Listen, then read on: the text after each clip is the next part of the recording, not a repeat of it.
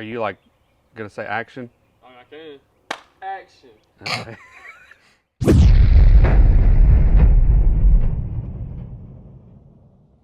Hey guys, welcome back to Hound Hogs Barbecue. Today we're going to do something a little bit different.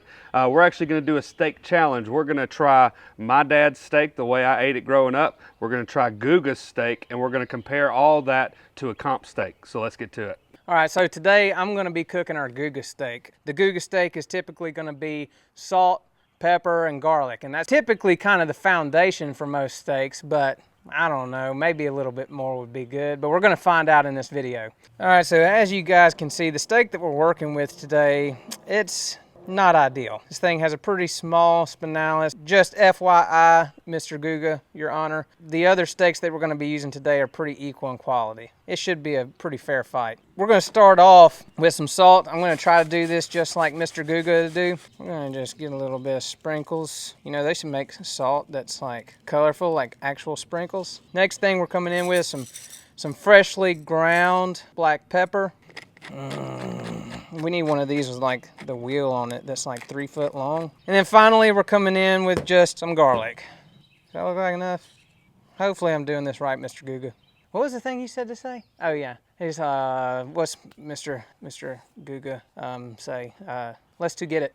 Let's go get it. Let's go get it. Let's get to it. Let's do it. All right guys, so let's talk about the D&T steak. Okay, now this is the way that I had my steaks growing up. One thing that was on all of our steaks and any hamburgers or pork chops was Dale sauce. Don't get the low sodium stuff, that's for wimps. And then Tony's. Now this is primarily salt. It's very salty, but the combination of those two makes a really good piece of meat. So let's put it on. So as you can see, this steak is not any better than Zach's steak. Now one thing I like to do is I like to lick this Dale sauce off my finger when I'm done. That's how much I like this stuff. So I don't touch the steak with that hand so that I can do that.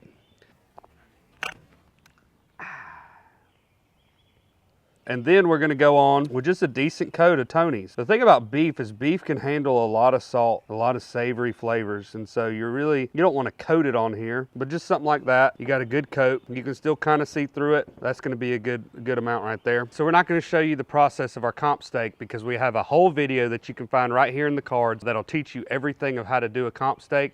Now the biggest difference between a comp steak and a Guga steak and like a D&T steak is the way it's cooked. Now we're gonna be using the aluminum grill grates to get the nice grill marks on our comp steak. Guga does what's called a cool grate cooking method. And so he's not using a super hot grate. He's always moving his grate around so that it's a little bit cooler than it was being directly over the fire. So the regular steak is gonna be a hot grate. So you're gonna just leave it over the fire and you're gonna just put the steak on. But we're gonna get these things on and we're gonna get to trying them. Middle of the video, right? We're eating the steaks at the end, but I wanna tell you a quick fact. You know that over 95% of people that watch our channel are not subscribed? Hit that subscribe button, do us a favor.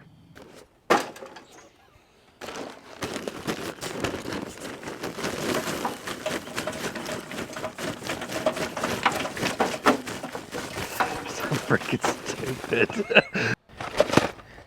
I do want to thank Royal Oak Charcoal. They are a sponsor of our barbecue and steak team. We're going to be lighting this charcoal with their tumbleweeds. These things are pretty good at what they do.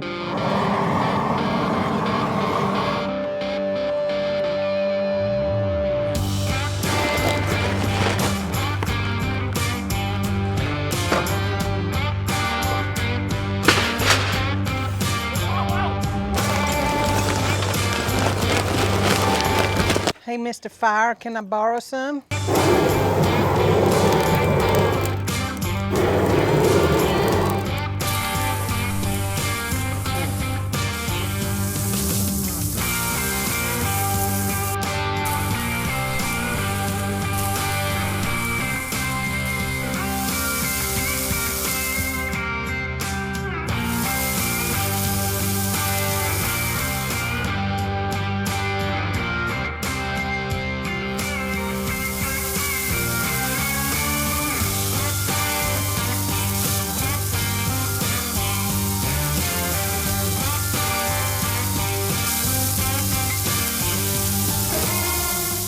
All right, so the steaks are done. They all got pulled off at 125. All the donenesses were a little bit different because depending on how hot you cook it, depends on how much it carries over. Let's start with the Guga steak.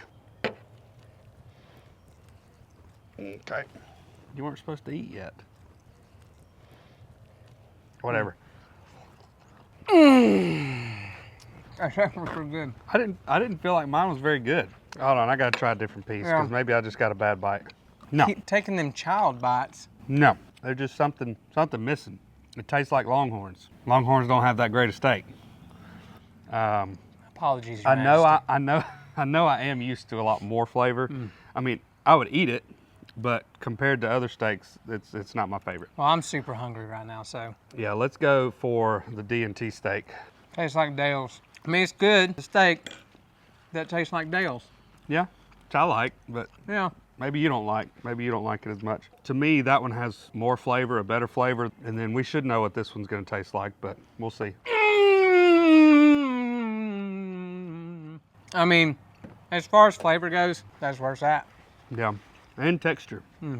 The tenderness of it is a lot better, but that's because we marinate it in a tenderizing marinade. So I don't know, man. I understand the purity aspect of salt, pepper, garlic. I do like briskets that way. Yeah. I actually prefer briskets, salt, pepper, garlic with a little bit of extra stuff here and there. Just not sure that ribeyes are the choice for me to go with that kind of flavor profile. I think if I was just throwing something together at home, I would do the D&T steak. That's what I grew up with though, so that's what I'm used to. This abomination. Just all three.